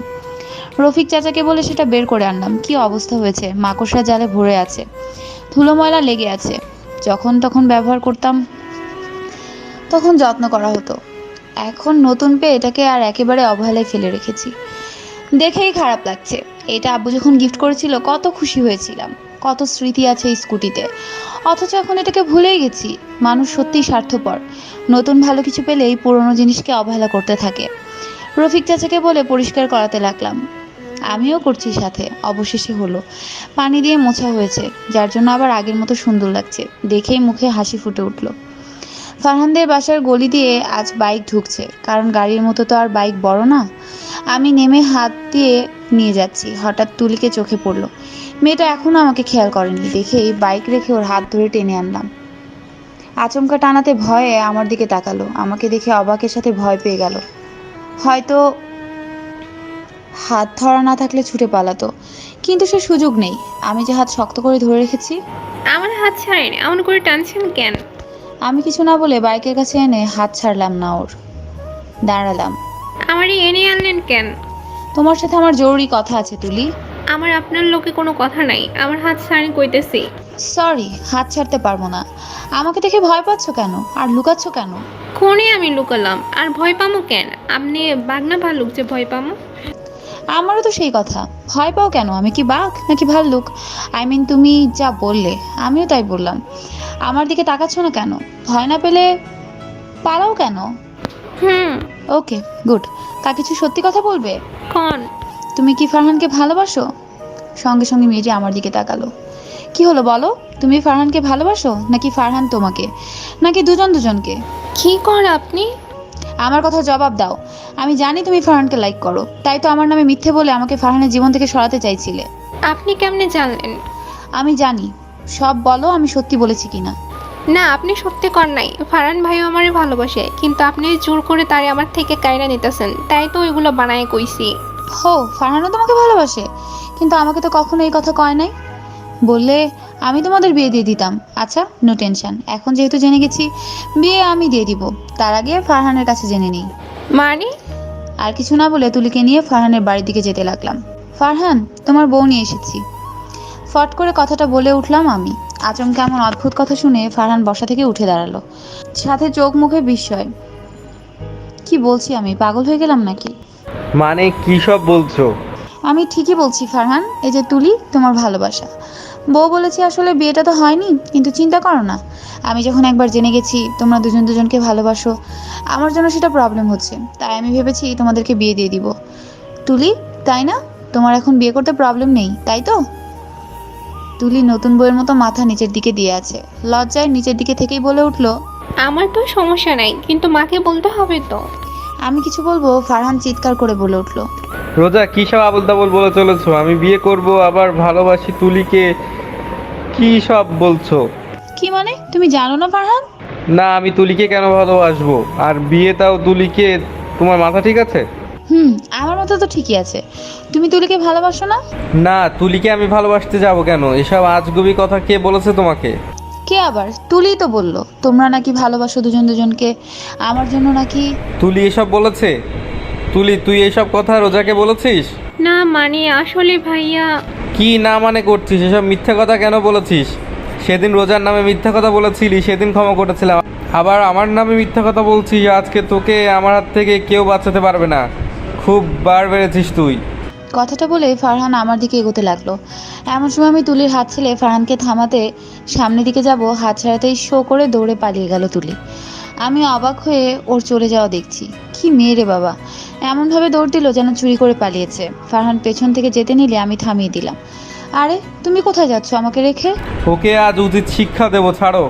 ছাড়ো তো ওইসব, আমি ওর কথা বিলিভ করছি নাকি? আমি তো মজা করতে চেয়েছি, কিন্তু তুমি তো আমার সব কিছুতেই পানি ঢেলে দিলা। বেচারা দৌড়ে পালালো। মজা করছিলে তাহলে? ও কি এসব বলেনি? আরে তা বলেছে বলেই তো করছিলাম। তবু আমি তো ভেবেছিলাম তুমি ওকে বিশ্বাস করছো। আমি কি তোমার মতো বোকা নাকি ভালোবাসার মানুষকে বিশ্বাস না করে ওকে করতে যাব? আমার কথা শুনে ফারহান মাথা নিচু করে ফেললো। হয়তো কষ্ট পেয়েছে। আচমকা কথাটা বলে আমারও কষ্ট লাগছে, তাই তো কথা ঘুরিয়ে অন্য কথা বললাম। যে জন্য এসেছিলাম ফারহান, তুমি ভার্সিটিতে যাও না কেন? এক্সাম চলে এসেছে, তুমি এভাবে ক্লাস মিস করলে তো রেজাল্ট খারাপ হবে। আমি আর ভার্সিটিতে যাব না। হোয়াট? যাবে না মানে? যাব না মানে যাব না, আমি আর পড়বো না। কি সব বলছো? পড়বে না? তুমি কি পাগল হয়েছো? পড়বে না কেন? পড়ালেখা করে কি হবে? কার জন্য পড়ালেখা করব? আমার তো কেউ নেই, কেউ না। যার জন্য বড় হওয়ার ইচ্ছা ছিল সেই তো নেই। কি বলতে চাইছো ফারহান? আন্টি নেই বলে তুমি সব ছেড়ে দেবে? আমি তোমার কাছে কি কিছুই না? কি হলো বলো? কিছু করতে চাও না, পড়বে না, সব ছেড়ে দিয়ে বসে থাকবে? এতে আন্টি ভালো থাকবে? সে কষ্টে থাকবে, কারণ আন্টি নিজে চিকিৎসা না করে তোমার জন্য রেখে গেছে, যাতে পড়ালেখা করে ভালো কিছু করতে পারো। কিন্তু তুমি কি করতে চাইছো? সব ছেড়ে দিয়ে তার আত্মাকে কষ্ট দিতে? আমার কথায় ফারহান কিছু বলল না, চুপ করেই রইল। সেদিনের মতো চলে এলাম। জানি না ফারহান কি করবে, ও কিছু বলেনি, চুপ করেছিল। পরদিন ভার্সিটি এসে দেখি ফারহান এসেছে। আমার খুব ভালো লাগলো ওকে ভার্সিটিতে দেখে। শপিং মলে দাঁড়িয়ে আছি। এখানে কেন হলো ফারহান?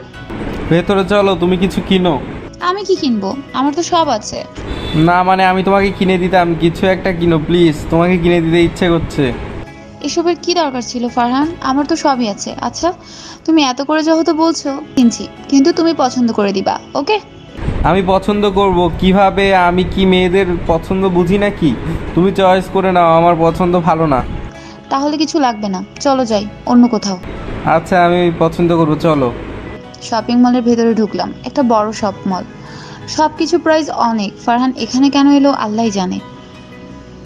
নাও করতে পারছি না। এখানে কিনে দেওয়ার মতো টাকা আছে তো ফারহানের কাছে? জিজ্ঞেস করলেও লজ্জা পাবে।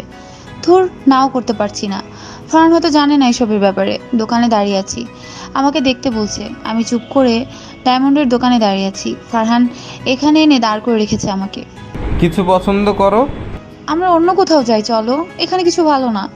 কি বলছো রোজা? এখানকার সব কিছুই তো সুন্দর, একটা পছন্দ করো না। সুন্দর আমার ভালো লাগে না, অন্য কোথাও থেকে কিছু কিনে দিও। এখান থেকে চলো না প্লিজ। ধুর, বুঝছো না আমি পছন্দ করছি, দাঁড়াও। ফারহান একটা আংটি এনে আমার হাতে দিয়ে দেখলো, বলল, সুন্দর না? আমি কৃত্রিম হাসি মুখে ঝুলে রেখেছি।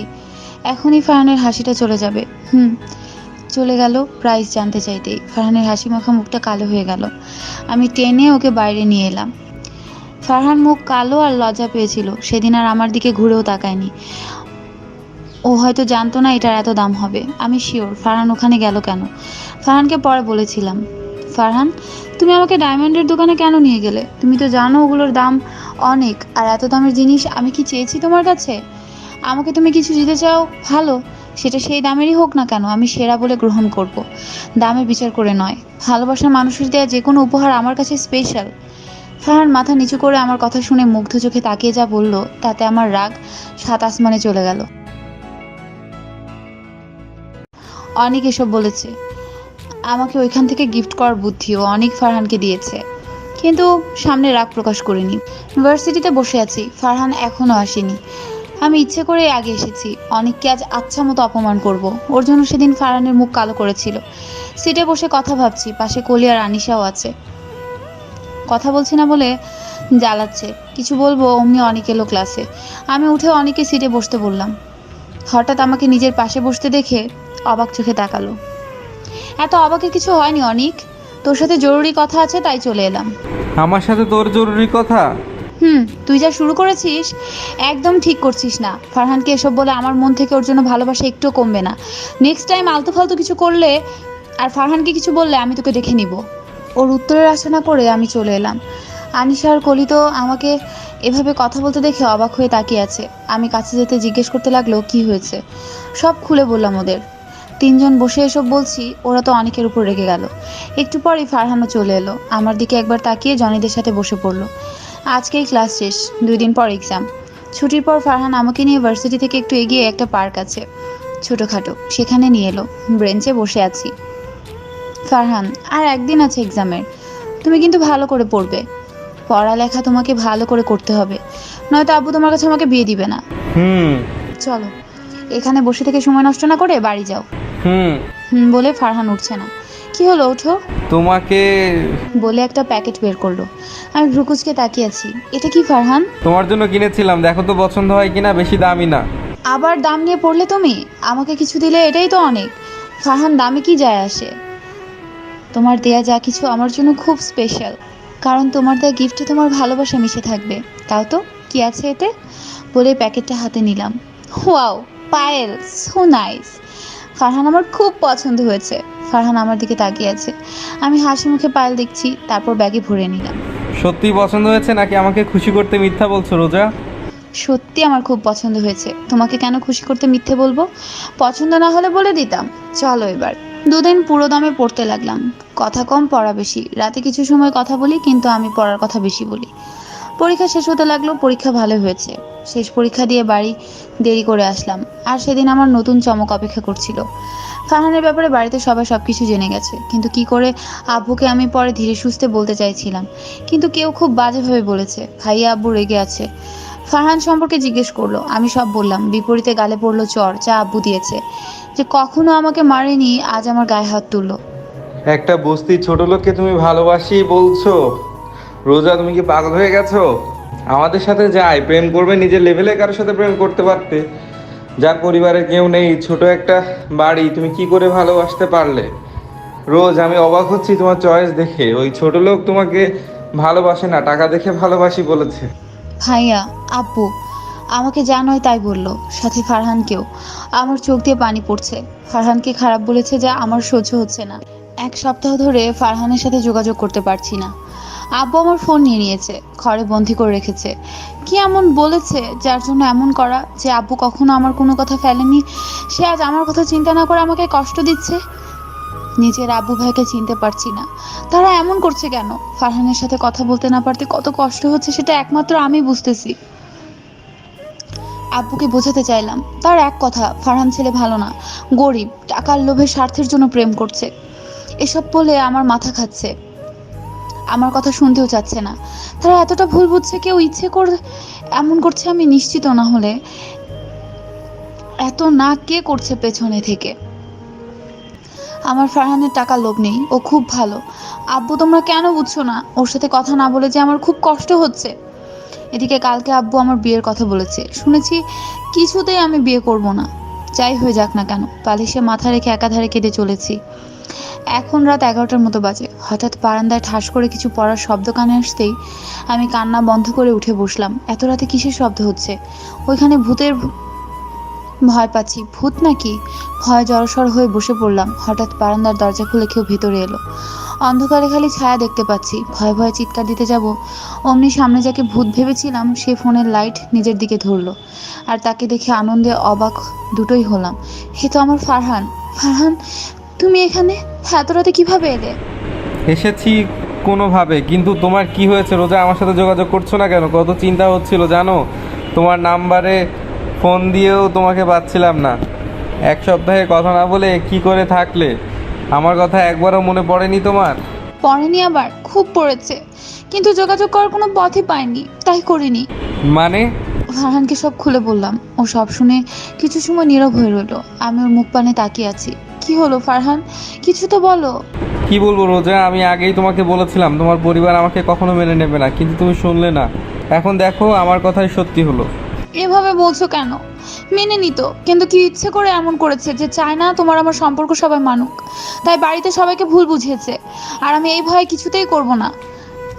ছেলেকে বলে দেব সবকিছু কেউ জেনে একটা মেয়ের সম্মতি ছাড়া বিয়ে করবে না। ফারহান মুখ ভার করে রেখেছে। ওর মনে আমাকে হারানোর ভয় দেখছি, কষ্টের মাঝে আনন্দও পেলাম। ফারহানকে আমাকে সত্যিই ভালোবাসে, তার মুখ দেখে বোঝা যাচ্ছিল। পরদিন ছেলের বাড়ির লোক আমাকে দেখতে আসলো। বাড়ির লোককে বুঝিয়ে তো লাভ নেই, পড়ালেখার কথা বললে ফলে বিয়ের পর পড়বে, আর ভালোবাসার কথা বললে সবাই নীরব থাকে।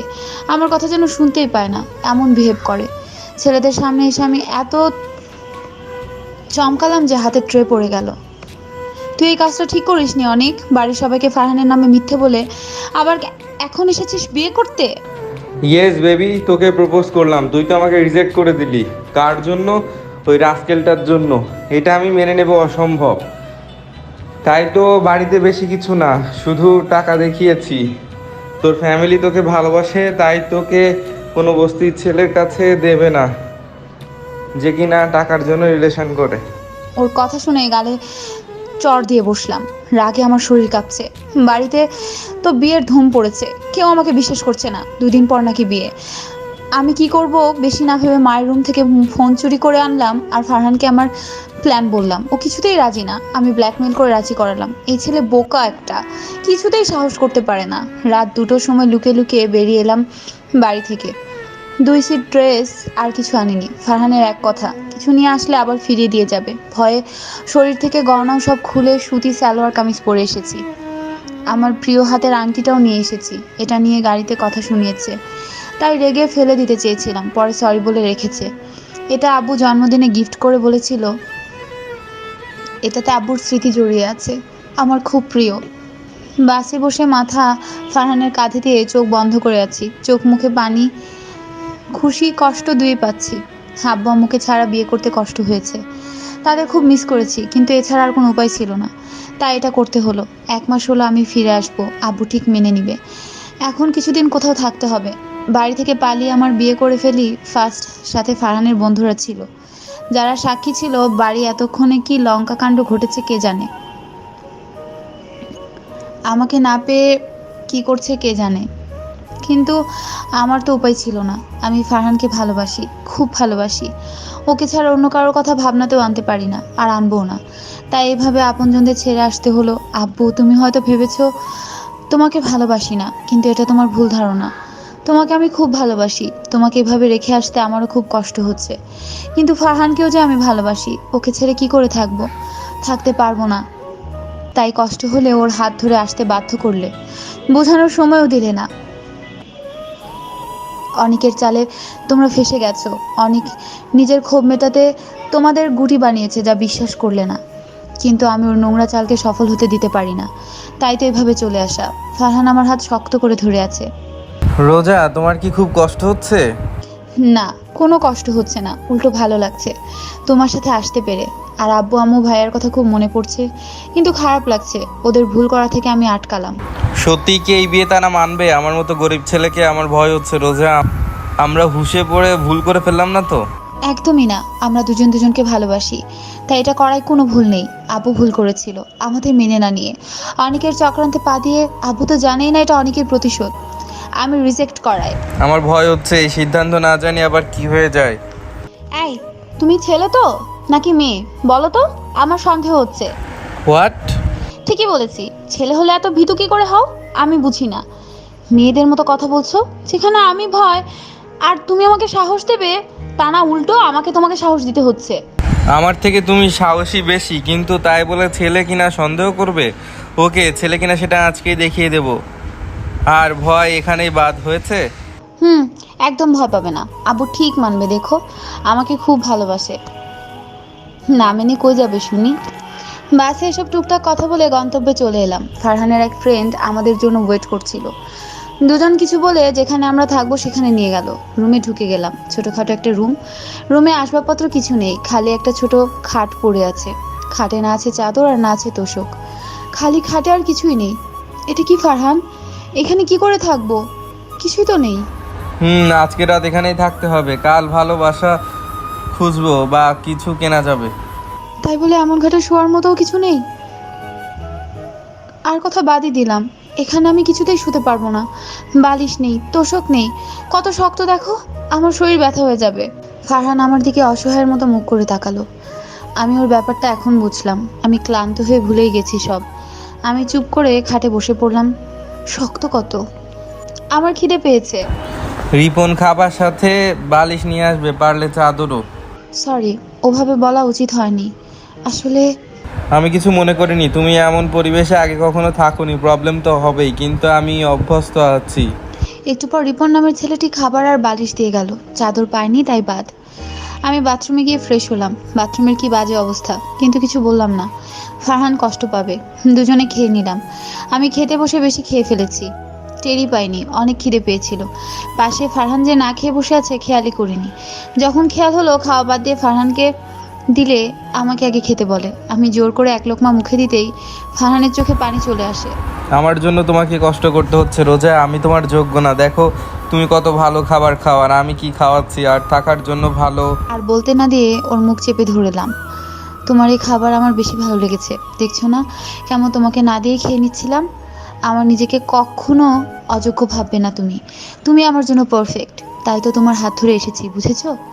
বালিশ হলো, কিন্তু বিছাবো কি? আমি ব্যাগ থেকে ওড়না বের করে বিছাতে লাগলাম। খাটের কোনায় বসে আছি আর ফারহান সামনে যুদ্ধ করছে।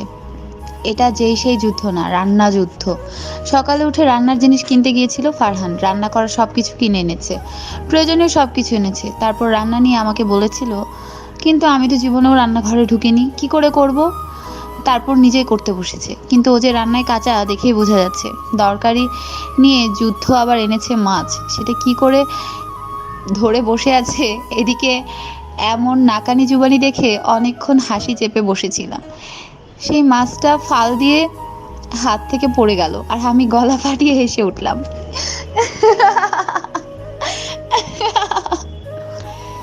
ফারহান আমার দিকে একটু অসহায়ের মতো করে তাকিয়ে বুঝাই হেল্প করতে। ফারহান, তোমাকে কে বলেছিল মাছ আনতে বলো তো? আমি ভেবেছিলাম তুমি মনে হয় সব পারো। এখন কি হবে বলো? আমার খিদেতে তো পেট ব্যথা করছে। আগে তো রান্না পারি না, তার উপর তুমি মাছ এনেছো, ভাবতে পারছো? মাছটা কি করব, আমি তো কাটতে পারছি না, কেউ যদি একটু দেখিয়ে দিত। আসলে কি করা যায়? আমি উঠে দাঁড়াতেই দরজায় টোকা পড়লো। আমি গিয়ে দরজা খুলে দেখি একটা মহিলা দাঁড়িয়ে আছে। কি করো গো বউ? দেখতে এলাম, খেয়েছো কিছু? তোমার স্বামী না বলে খাবার আনতে গেছে, সে এসেছে কি? বলতে বলতে সে ভেতরে চলে এলো। আমাদের পাশের রুমে তারা থাকে। ফারহান যখন বাইরে গিয়েছিল মহিলাটা এসে আমার সাথে পরিচিত হয়েছে। এখন আবার এলো কেন? রুমে ঢুকে এক প্রকার চিৎকার করে উঠলো। আমি ভাবনা বাদ দিয়ে অবাক হয়ে ওনার দিকে তাকালাম। হাই হাই, এগুলো কি? তুমি স্বামীর দিয়ে কাজ করাইতেছো? কেন, কি হয়েছে? এগুলোর কেমন কাজ? আল্লাহ, কি দিন আইলো? বউ বসে আছে আর স্বামী মাছ কাটে। বাবা তুমি তো দেখি কাটতে পারো না, ভুল হচ্ছে। তোমার বউরি দাও, এইসব তোমার কাজ না। কি বলছেন? আমাকে দেবে কেন? আমি কি পারি নাকি? আমি পারি না বলে তো ফারহান কাটছে। আর এই বিচ্ছিরি গন্ধ মাছ আমি কখনো কাটবো না। হাই হাই, কি বলো? আজকালকার বউ কি ঢঙ্গ! তুমি কাটতে পারো না তো বিয়ে করেছো কেন? তখন তো ভালো। আপনি কিন্তু আমাকে অপমান করছেন। আমি যে সব পারবো এমন তো নাও হতে পারে। আপনি বেরিয়ে যান এখান থেকে, যান বলছি। কি গো বাবা, তুমি এখনো নিয়ে বসে আছো? আমি তার জোর করে রুমে বাইরে এনে দরজা আটকে দিলাম। ফারহান, দেখেছো কত অপমান করলো অসভ্য মহিলা? তখন এসে একা 100 কথা বলে গেছে, আবার এখন। রোজা কথা বলো না আমার। আর কিছু বলার আগে ফারহান আহ করে উঠলো, হাত ধরে ফু দিচ্ছে। এটা দেখেই আমি ফারহানের কাছে এসে বসলাম, কিন্তু বেশিক্ষণ থাকতে পারলাম না। গন্ধে দম আটকে আসছে, দাঁড়িয়ে সরে পড়েছি। কি হয়েছে ফারহান হাতে তোমার? দেখো কেটে গেছে। তোমাকে বললাম না কথা কম বলো। হোয়াট? তাড়াতাড়ি হাত ধুয়ে এসো, মাছ কাটতে হবে না। হেমা, কাটা শেষ। আমি এর জন্য বলেছিলাম হোটেল থেকে আনতে, কিন্তু তোমার কাছে তো টাকা নেই। আমি টাকা আনতে চাইছিলাম, তুমি তো রাজি হলে না। ফারহান একটা চাপা রাগ চেপে কিছু বললো না। ও চায় না অন্যের টাকা নিতে, তাই আনতে না করেছে। সামান্য গন্ধের জন্য। রোজা ফারহানের হাত কেটেছে জেনেও কাছে এলো না। খুব কষ্ট পেল ফারহান ওইভাবেই মাছটা কাটলো অনেকক্ষণ ধরে, তারপর রান্নাও করলো। এদিকে রোজার বাবা সোফায় আগুন হয়ে বসে আছে, পাশে বসে অনেক কান ভাঙাচ্ছে, যা শুনে আরও খেপে যাচ্ছে। সঙ্গে সঙ্গে ফোন বেজে ওঠে। পুলিশ অফিসারের ফোন। আশা নিয়ে রিসিভ করলেও আশাহত হতে হলো, কারণ তারা রোজার খোঁজ দিতে পারেনি। আঙ্কেল, ওই ফারহানি রোজাকে ফাঁসিয়ে নিয়ে পালিয়েছে। ওর মতলব ভালো না, ছোট লোক ছেলে, টাকার বড় লোভ, তাই তো এমন করলো। ফারহান খুব খারাপ, ও রোজার কোনো ক্ষতি করবে কিনা আমার সেই চিন্তা। আঙ্কেল বললো ওই রাস্কেলকে আমি খুন করে ফেলবো, আমার মেয়েকে নিয়ে পালানো, এর উচিত শিক্ষা দিয়ে ছাড়বো। জি আঙ্কেল, কি করে যে রোজাকে বশ করেছে কে জানে। অমন ছেলেকে কি করে পছন্দ করে রোজা বলেন? রোজা এবার বুঝবে অভাব কাকে বলে। টাকা ছাড়া চলে না। ওই ফারহান নিশ্চয়ই টাকা পয়সাও নিতে বলেছে রোজাকে। আঙ্কেল, রোজাকে অনেক টাকা নিয়ে গেছে। এটাই আমি বুঝছি না। অনেক তুমি বললে অনেক টাকার লোভ তাই রোজকে ফাঁসিয়েছে, কিন্তু রোজা বাড়ি থেকে 2 সেট ড্রেস ছাড়া আমি কিছু নিয়ে যেতে দেখছি না, এমনকি শরীরে সব খুলে রেখে গেছে। ওইটা বুঝেন না, সব রেখে ভালো হতে চাইছে আপনাদের কাছে, যাতে বাড়িতে জায়গা দেয়, তাহলে তো পুরো সম্পত্তি হাতাতে পারবে। ওই রাস্কেলকে আমি ছাড়বো না। সারাদিন রোজা বসে কাটালো, ফারহান একটার পর একটা কাজ করেছে আর ও দেখেছে বিকালে ফারহান ঘুমিয়ে আছে। কাল এলাম আর একদিনেই কেমন অচেনা লাগছে রোজাকে। তার হঠাৎ ঘুমের ঘোরে মনে হচ্ছে টুপ টুপ করে হাতে পানি পড়ছে, কেউ হাতে নরম স্পর্শ দিচ্ছে। সঙ্গে সঙ্গে চোখ মেরে তাকালো ফারহান, দেখলো রোজা ফারহানের কাটা জায়গায় চুমু খাচ্ছে আবার কাঁদছে। আমাকে এনেই ক্ষান্ত হয়নি তারা, অনেকের সাথে বিয়ে ঠিক করেছে। কিছুতেই কিছু বোঝাতে পারছি না। আমি যে বিবাহিত সেসব জেনেও আব্বু আমার কথা শুনছে না। ফারহান কোথায় আছে, কিভাবে আছে কে জানে। সবাই মিলে এমনভাবে ঘিরে ধরেছে যে আমি কিছুই করতে পারছি না। নিজেকে পাগল পাগল লাগছে। কি করব আমি? কেউ তো আমার দিকটা চোখ দিয়েও দেখছে না, আমার কথা ভাবছে না। যে আব্বু আমার কথা ভাবতো, আমার মতামতের গুরুত্ব দিত, সেই কিনা আমাকে এত কষ্ট দিচ্ছে। কি করে আমি তাদের বুঝাই, কি করে? চোখ দিয়ে অনবরত পানি পড়ে যাচ্ছে। নিজেকে এত অসহায় লাগছে বোঝানো দায়। অনেকে চক্রান্ত করার সামনে আনতে পারছি না, কি করে আনবো সবার কাছে? তো ওই তো মহান হয়ে আছে, নিজেকে শেষ করে দিতে ইচ্ছে হচ্ছে। এসব আর সহ্য হচ্ছে না। হঠাৎ দরজায় কড়া নাড়ার শব্দ পেলাম। ওপাশ থেকে আম্মুর কণ্ঠ কানে এলো। আম্মু বলেই চেষ্টা করে দেখি, তাড়াতাড়ি উঠে দরজা খুলে দিলাম। আম্মু বলে আম্মুর হাত নিজের হাতের মুঠোই করে নিলাম। প্লিজ আম্মু, তুমি কিছু করো। ফারহানকে ছাড়া আমি বাঁচতে পারবো না, খুব ভালোবাসি ওকে।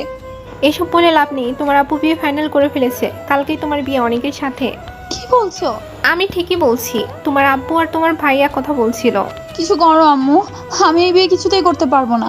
আমি যে বিবাহিত, একজন বিবাহিত মেয়ের বিয়ে তোমরা কি করে দিতে পারো আম্মু? আব্বু এতটা নির্দয় কি করে হচ্ছে? আমার কথাটা কেউ ভাবছো না তোমরা? কি চাও, আমি মরে যাই? আম্মু আমার মুখে হাত দিয়ে আটকে দিল। কি সব বলছিস? এমনটা আমি চাই না।